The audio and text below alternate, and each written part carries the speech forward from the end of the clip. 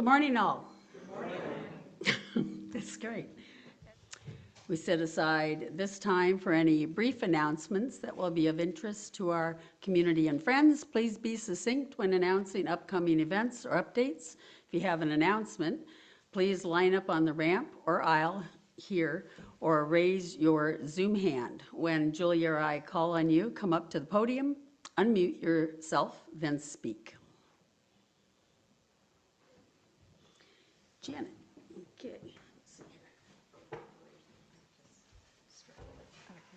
Yeah, today is fourth Sunday, and we're collecting our last collection of this year for the San Luis Obispo Food Bank. And boy, we've been slammed. There are a lot of people looking for food assistance these days. So please remember when the collection plate comes around.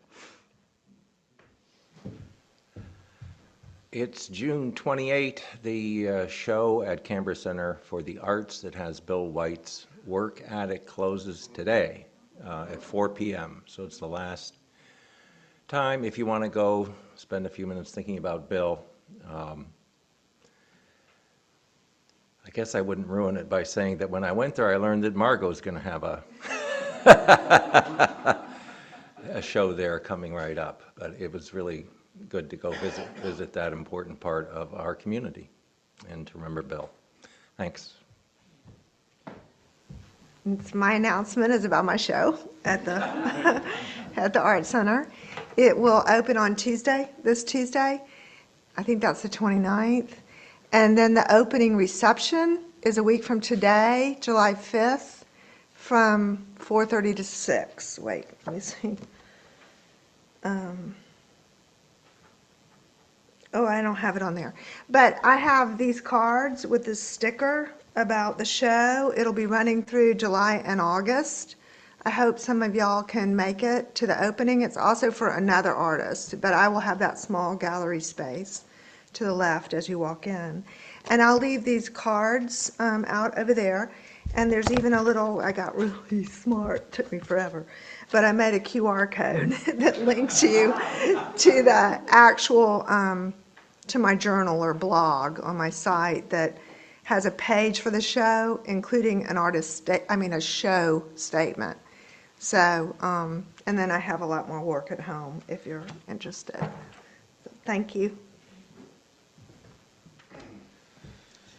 We have a covenant meeting coming up on July 12th, and that will be after the service, so please put it on your calendars. We'd love to see everybody there. And women's group is this Monday at 1:30, so please come and join us. Okay, thank you. Next week, Kelly T-Van will read Hot Dogs, Hopes, and Happiness by Reverend David Boyer. Let's take a moment to still our hearts, quiet our minds, and center ourselves.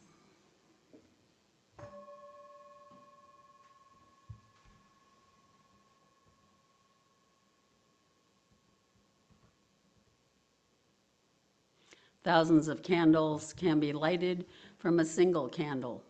Happiness never decreases by being shared. Words spoken by the Buddha. Dawn will light the chalice here in the sanctuary. Those of you at home are invited to light your own chalice now.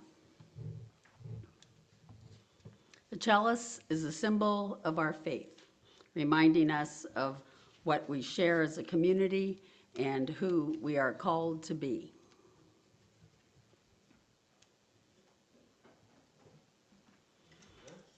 Before we sing the first hymn, let me remind our remote participants to leave yourselves muted.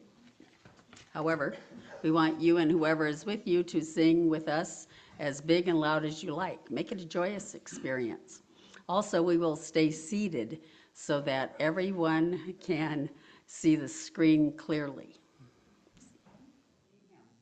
There is more love somewhere. Of course, if you're just inclined to get up and, okay, do that too. You can do that. You can get up and boogie. You can, go to the back, though, so you don't block anybody. Okay, 1, 2, 3.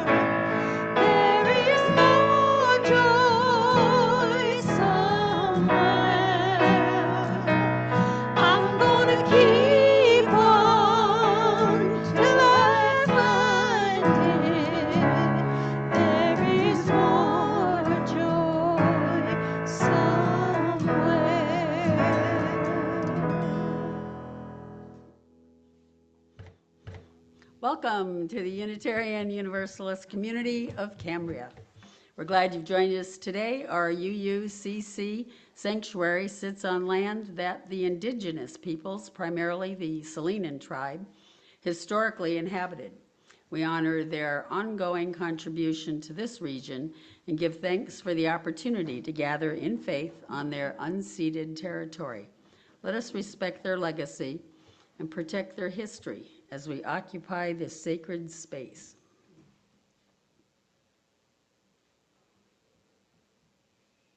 As Unitarian Universalists, we celebrate religious diversity and welcome all who journey in search of faith and spirituality. The UUCC is a lay-led congregation run by the democratic process.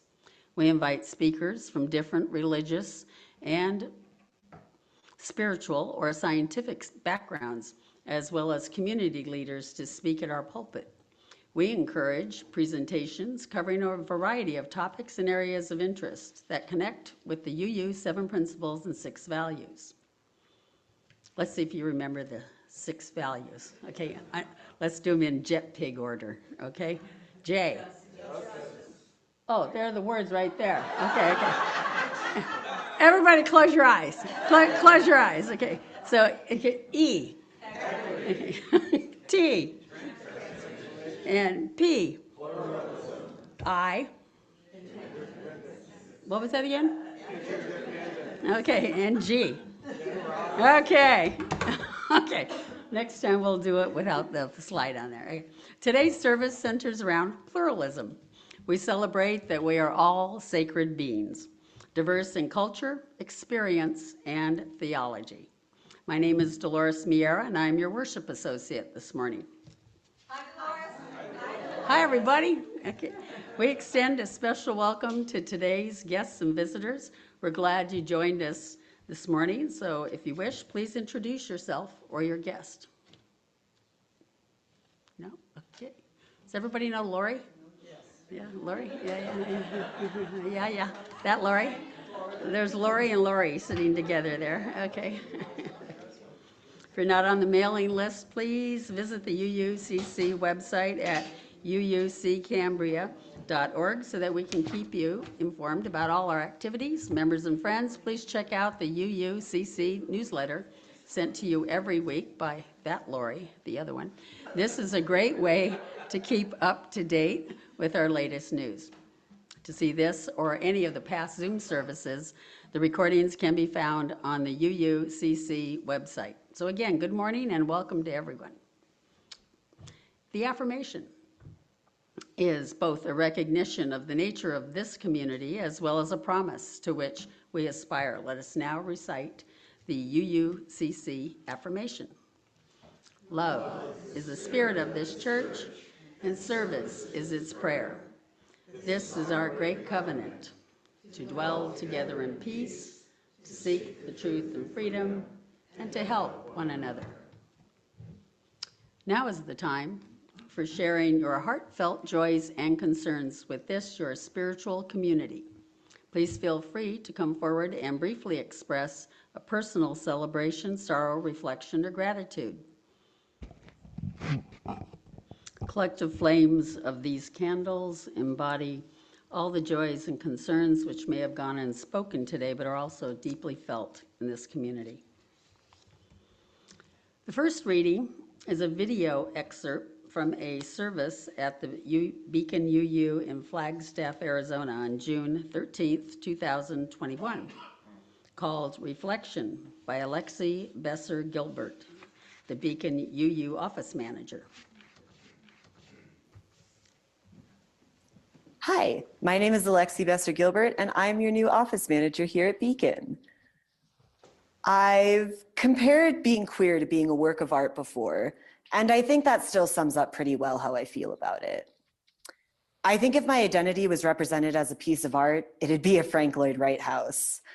I grew up in Chicago around Frank Lloyd Wright works, and they were always so inspiring to me. I love the geometric stylings, the stained glass details, his fascination with incorporating nature into art. It feels relatable in a way. A weird thing to say about a building, I know, but I felt it. My gender feels like the geometry of a Frank Lloyd Wright home. I think it's the most confusing part of my identity, at least in a cisgender space. And some people love my gender. Just like a geometric building, some people think it's a beautiful, artsy way of presentation. Some people would do anything to encounter one of these iconic houses. I grew up down the street from one that's now a popular wedding venue. Sure, there are people who disagree or think that geometric building designs are weird or confusing or just plain not something they like. But that's fine. I can't stop anyone from disliking my identity or a Frank Lloyd Wright house. The good thing is, I don't have to hang out with people who are architecture snobs or weirded out by my identity. I surround myself with people who see the beauty in my inherent structure and have zero plans to demolish me just because I'm different. My sexuality feels like seeing through stained glass, viewing the beauty in everything, decorated with color and sparkles, making even the most dull rooms have a spark of something. I've long identified with the broader term queer for my identity because I'm non-binary and experience attraction less in gender and more in just broader strokes of beauty. I don't find myself attracted to a specific genre of man exclusively. I don't look for star signs or personality tests. I'm not seeking out muscles or lanky noodle folks. I'm waiting for a glow. My current partner feels like they're constantly drenched in a stained glass window with a rose design every time I get to interact with them. And I remember this sensation in the past, feeling like someone is just beautiful in so many tangible and intangible ways. And it was never about gender or looks or my family goals. It was just love. I think if my sexuality was a stained glass window, it would certainly be one Frank Lloyd Wright commissioned. Art Deco and inspiration, and once again, geometric and playing with colors and long and short pieces to make whatever it lays light on sparkle even brighter. I moved to Flagstaff to be closer to nature and the world. Since coming here, I've sat on rocks along the urban trail system and thought hard about aspects of myself, reassessed my relationship to queerness, and realized that the peace and calm of nature are exactly what I needed to understand myself. Frank Lloyd Wright was a genius at incorporating nature into architecture, especially for his residential homes. I can only imagine the calm of being surrounded by trees that brush your windows and almost seem to live with you, a rushing waterfall as you rest in bed at night. It really does sound like the perfect place to just be. And that's what I've realized is my relationship to queerness. I know I'm queer. I know I fall on the spectrum of transgenderism, and I experience all forms of attraction to all types of people. I feel like it should be relatively easy to figure this out for myself. But for me, labeling and identity nuances have always been difficult. Terms have come and gone in the queer community. Words that were just words once are now teeming with such hate that you wouldn't dare say them in casual conversation. And there are new terms and understandings of these old terms every day, it seems. I identify my queerness with being around and near nature because I want to just be. I want the sense of calm and whatever, it's fine. I don't need to worry too hard about it. That I get from camping or hiking or just existing in nature and with the wildlife of the world. Just go with the flow. I have been in love with all kinds of people in the past. I'm deeply in love with someone now. I once dressed like a princess every day.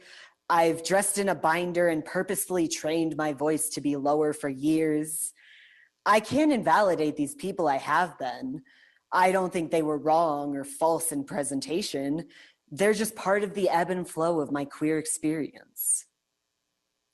Frank Lloyd Wright was a Unitarian Universalist, an artist, an architect, and an inspiration. His houses continue to be gorgeous and a time capsule of years long gone, all through the most beautiful lens. He is a worldwide spectacle of an artist.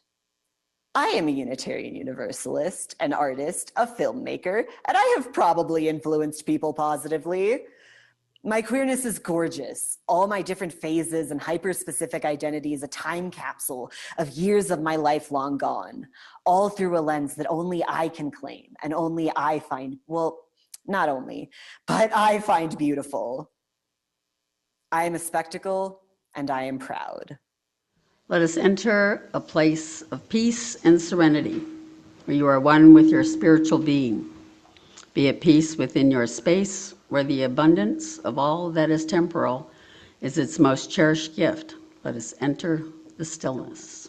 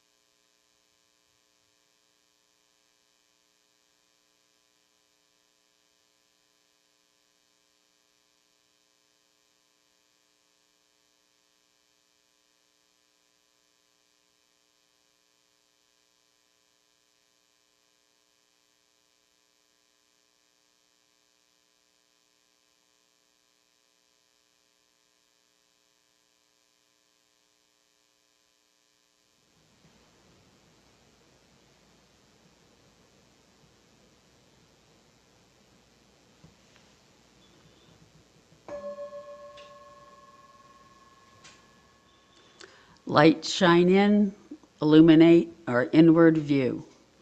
Help us to see with clarity. Shine bright and true, so we may join our songs in new sounds that become full symphony.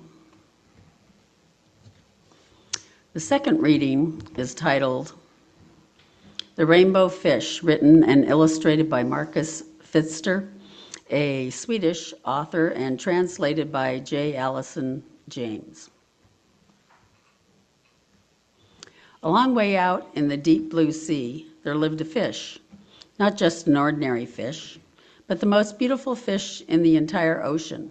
His scales were every shade of blue and green and purple, with sparkling silver scales among them. The other fish were amazed at his beauty. They called him Rainbow Fish. "Come on, Rainbow Fish," they would call. "Come on and play with us." But the Rainbow Fish would just glide past, proud and silent, letting his scales shimmer. One day, a little blue fish followed after him. "Rainbow Fish," he called, "wait for me. Please give me one of your shiny scales. They are so wonderful, and you have so many." "You want me to give you one of my special scales? Who do you think you are?" cried the Rainbow Fish. "Get away from me." Shocked, the little blue fish swam away. He was so upset, he told all his friends what had happened. From then on, no one would have anything to do with the Rainbow Fish. They turned away when he swam by. What good were the dazzling, shimmering scales with no one to admire them? Now he was the loneliest fish in the entire ocean. One day he poured out his troubles to the starfish. "I really am beautiful. Why doesn't anybody like me?" "I can't answer that for you," said the starfish. "But if you go beyond the coral reef to a deep cave, you will find the wise octopus. Maybe he can help you." The Rainbow Fish found the cave. It was very dark inside and he couldn't see anything. Then suddenly two eyes caught him in their glare, and the octopus emerged from the darkness. "I have been waiting for you," said the octopus with a deep voice. "The waves have told me your story. This is my advice. Give a glittering scale to each of the other fish. You will no longer be the most beautiful fish in the sea, but you will discover how to be happy." "I can't," the Rainbow Fish started to say, but the octopus had already disappeared into the dark cloud of ink. "Give away my scales, my beautiful shining scales? Never. How could I ever be happy without them?" Suddenly he felt the light touch of a fin. The little blue fish was back. "Rainbow Fish, please don't be angry. I just want one little scale." The Rainbow Fish wavered.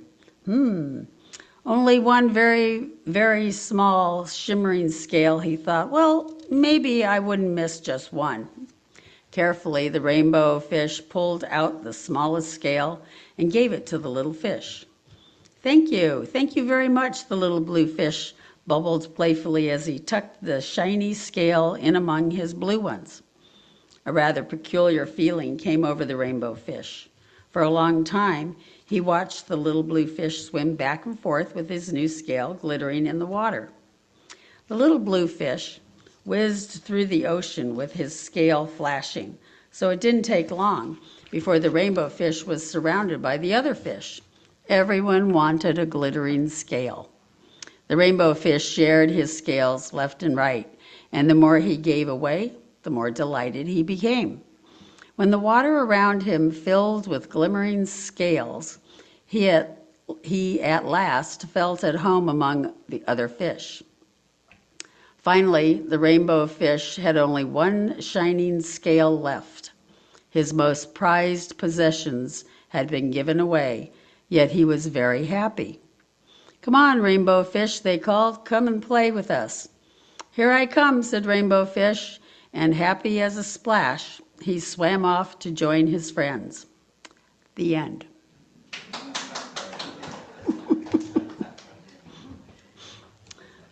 The anthem today is "This Is Me" by Ben J. Pasek and Justin Paul.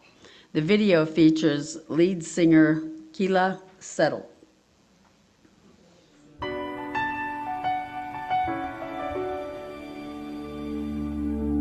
I am not a stranger to the dark. Hide away, they say, 'cause we don't want your broken parts. I've learned to be ashamed of all my scars.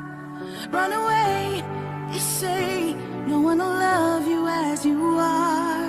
But I won't let them break me down to dust. I know that there's a place for us, for we are glorious. When the sharpest words wanna cut me down, I'm gonna send a blood, gonna drown a mind. I am brave, I am bruised, I am who I'm meant to be. This is me. Look out, 'cause here I come, and I'm marching on to the beat I drum. I'm not scared to be seen, I make no apologies. This is me.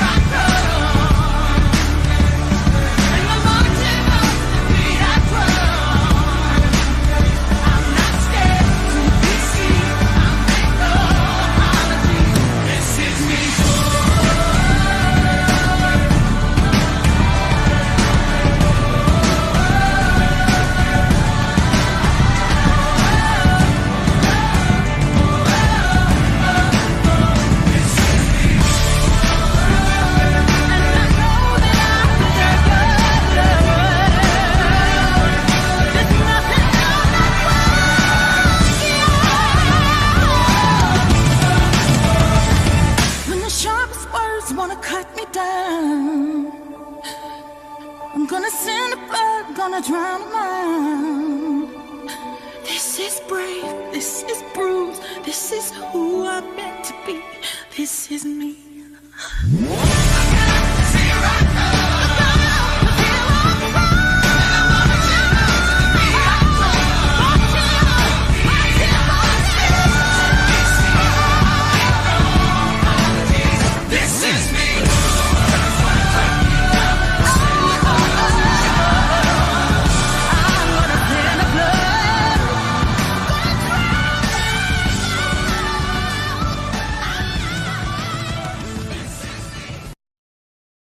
Today's talk is titled The Rainbow Fish Keep Their Scales by Reverend Robin Zucker, to be read by Tom Harris.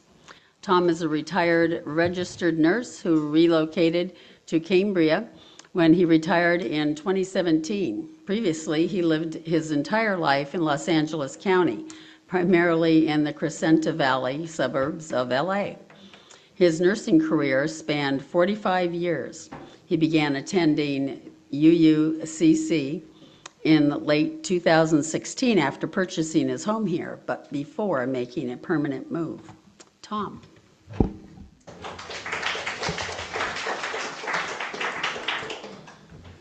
Good morning. Pleased to be here this morning.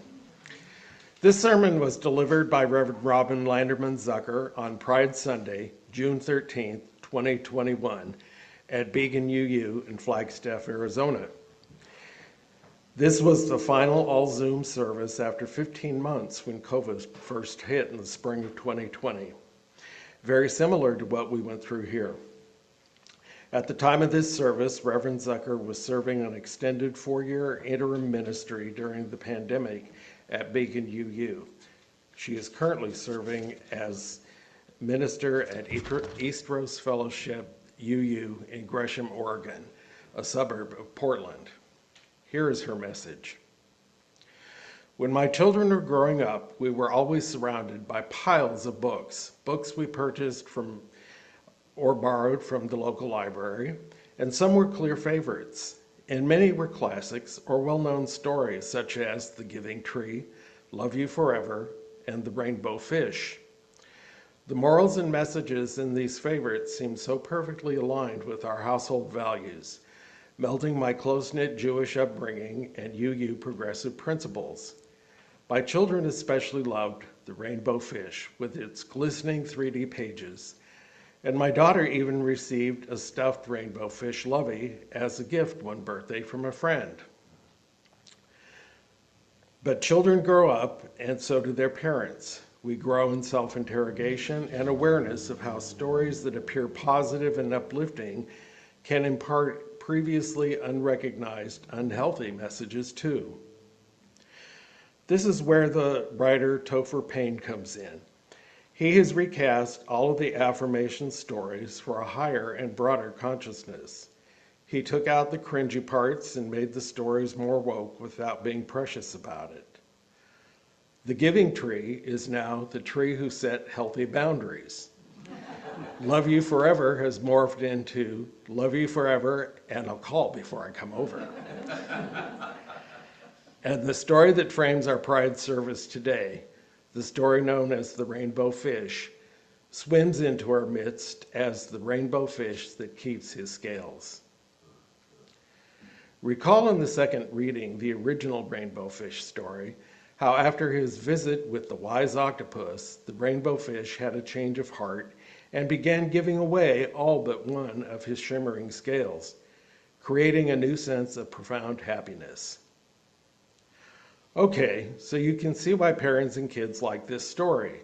It's about sharing and humility and how to make friends. No problem here.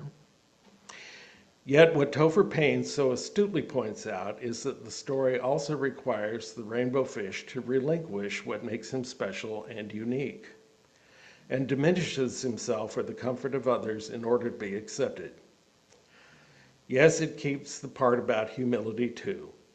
However, let's pick up the story at the point of Payne's rewrite when our shimmering swimmer encounters the wise octopus.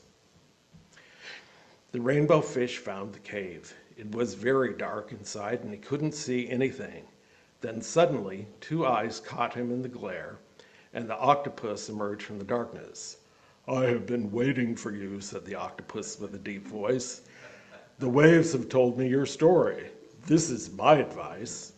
Give a glittering scale to each of the other fish. You will no longer be the most beautiful fish in the sea, but you will discover how to be happy." "I can't," the rainbow fish started to say, but the octopus had already disappeared into a dark cloud of ink, which is the octopus version of hanging up on someone. And it's a very abrupt and rude way to end a conversation. Then the rainbow fish heard a voice from behind him. "Excuse me, little rainbow fish." The rainbow fish turned to see the fabulous catfish. The fabulous catfish was very popular. His dinner parties were legendary because his entire body was covered in taste buds.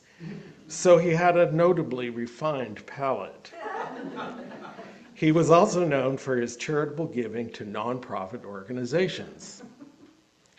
"What did that octopus just say to you?" the fabulous catfish inquired, seeming a bit exasperated. "The octopus told me to give away all my glittering scales so that I could make friends," said the rainbow fish. "Oh, give me strength," sighed the fabulous catfish. "First of all, we do not take advice from reclusive cephalopods who live alone in dark caves and only talk to the waves. I bet that starfish sent you here, didn't she?" "Yes," said the rainbow fish. "And did you notice that Starfish was all by herself? That girl has no friends because she is shady. Always has been. We were in school together. Rainbow fish, when someone tells you how to be, you've got to consider the source." "Now I've seen you around," the fabulous catfish continued. "I've noticed that you tend to swim solo these days. Why is that?" "The other fish don't want to play with me because they're jealous of my glittering scales," said the rainbow fish. "Oh, is that the reason?" said fabulous catfish, giving the fish equivalent of an arching eyebrow. "Or is it because you got a little full of yourself and forgot to appreciate others?" The rainbow fish considered this. He felt guilty. "You need to understand, rainbow fish. Every creature in the sea has something that makes them special, just as special as your scales. So when someone tells you your scales are beautiful, instead of getting a big head about it, say thank you and give a compliment in return. Tell the lobster how strong her claws are. Tell the shark he has excellent teeth. Sharks love it when you notice their teeth. "You have very impressive whiskers," said the rainbow fish, trying out an accolade. "Thank you, and you have soulful eyes." No one had ever complimented rainbow fish's eyes before. Compliments were fun. "Now," said the fabulous catfish, "I want you to look for what is exceptional in others. When you celebrate what makes each of us distinctive, you become a part of community." "Thank you, fabulous catfish," said the rainbow fish, excited to begin his new approach. "I'm sure glad I didn't listen to that rude octopus." "I'm glad too, rainbow fish. Go out there and glitter. And remember, it's important to consider the feelings of others, but you should never feel obligated to diminish yourself for someone's comfort. There's room enough in the sea for each of us to be amazing in our own way." The rainbow fish began his journey home, appreciating his wonderful neighbors as he traveled.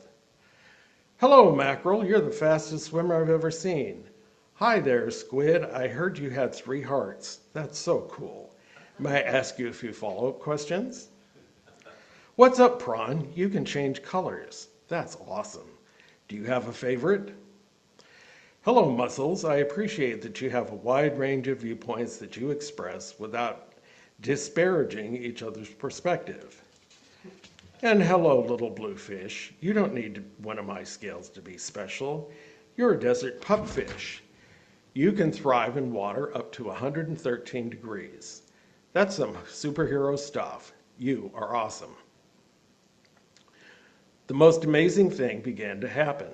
When the other creatures of the sea spoke of rainbow fish, his dazzling scales were not the first thing they mentioned.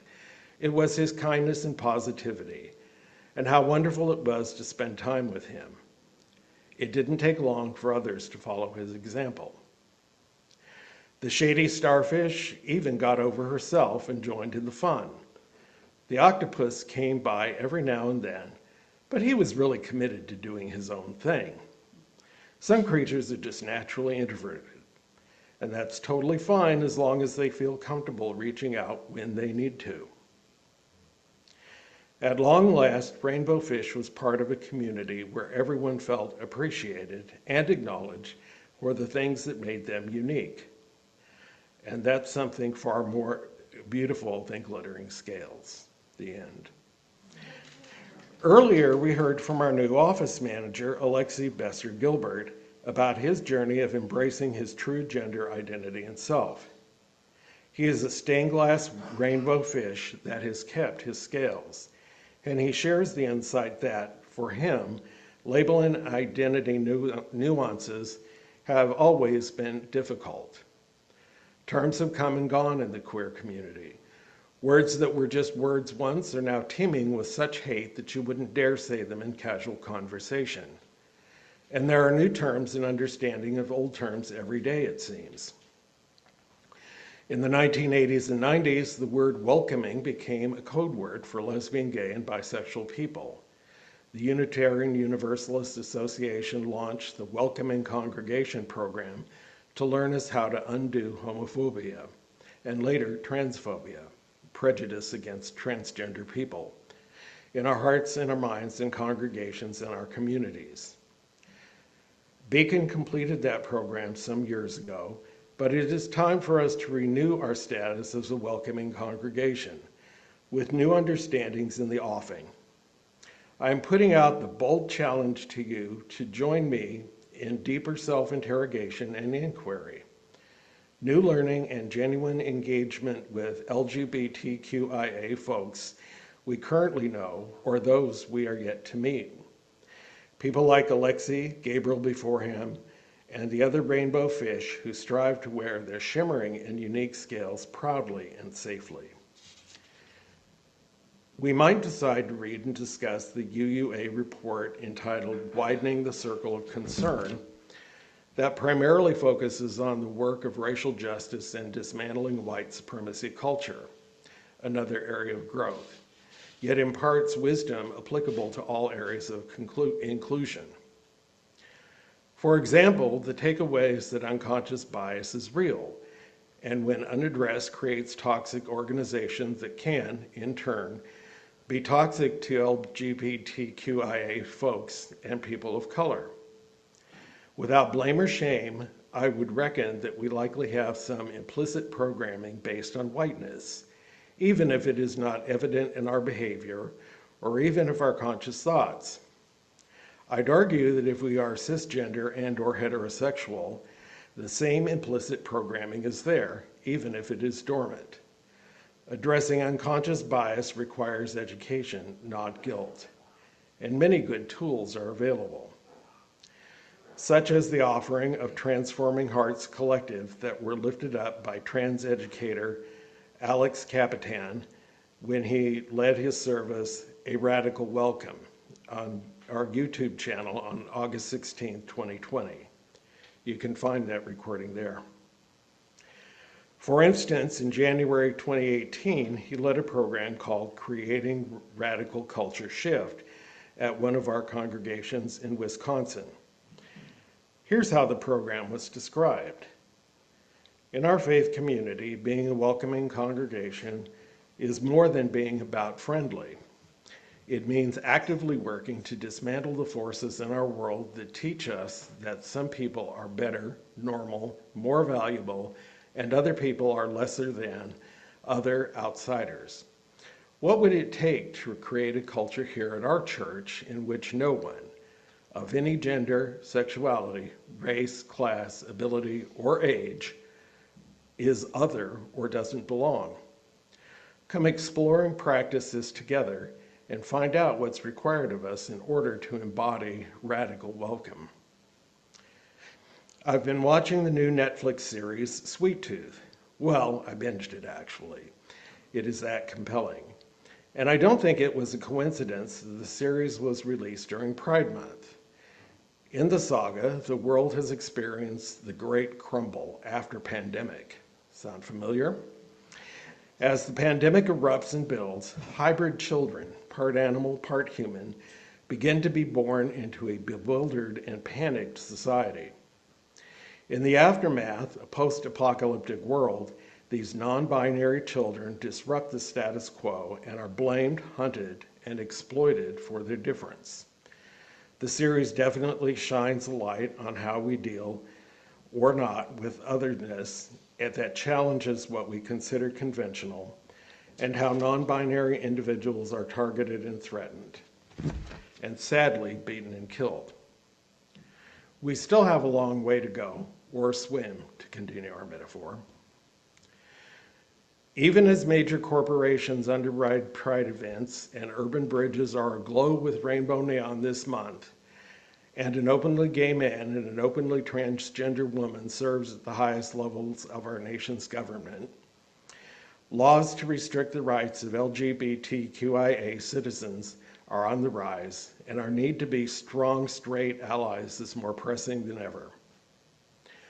No one should be expected to sacrifice the shimmering scales to be safe and affirmed for their inherent worth and dignity. Like the recast rainbow fish who keeps what makes them special and unique while learning about humility and community without diminishing himself for the comfort of others, we can stand with the fabulous catfish who tells us, there is room enough in the sea for each of us to be amazing in our own way. May we live the spirit of pride, answer the call of love, and make room here at Beacon and at UUCC, this ever-growing and ever-learning, spiritually opening, and radically inclusive community we strive to be. Shimmer on, blessed be, and amen.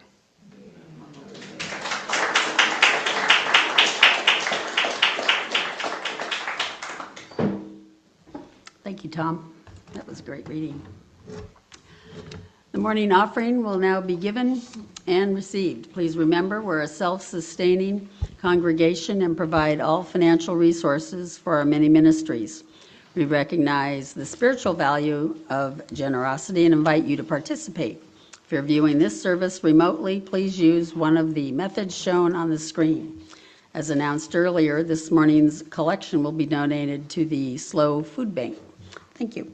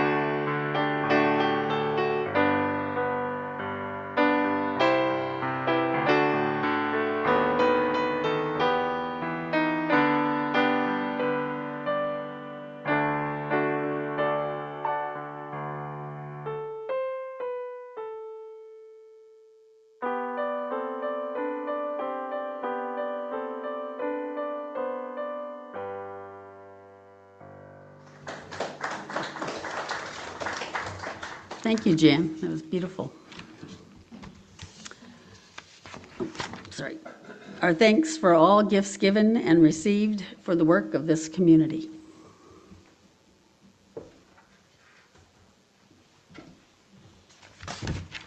Let us now sing the closing hymn, Come and Go With Me, but I guess you stay seated so you can see the words. I just want to get up and dance in the back.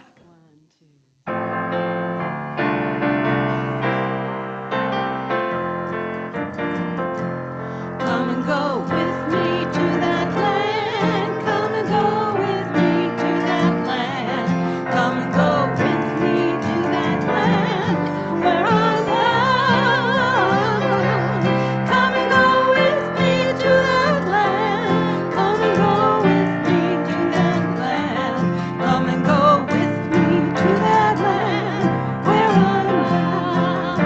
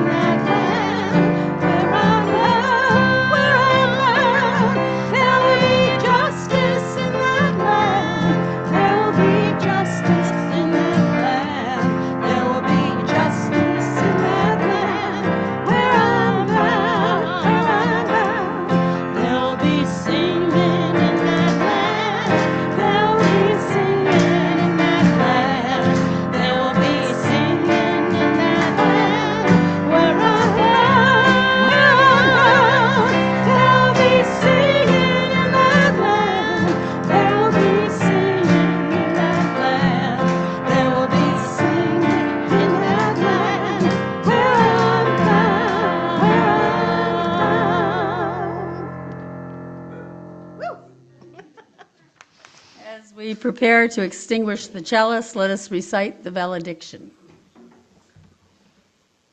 We extinguish the flame, and we know that the light of truth and love and the warmth of this community go with us until we meet again. Please extinguish your chalice at home now.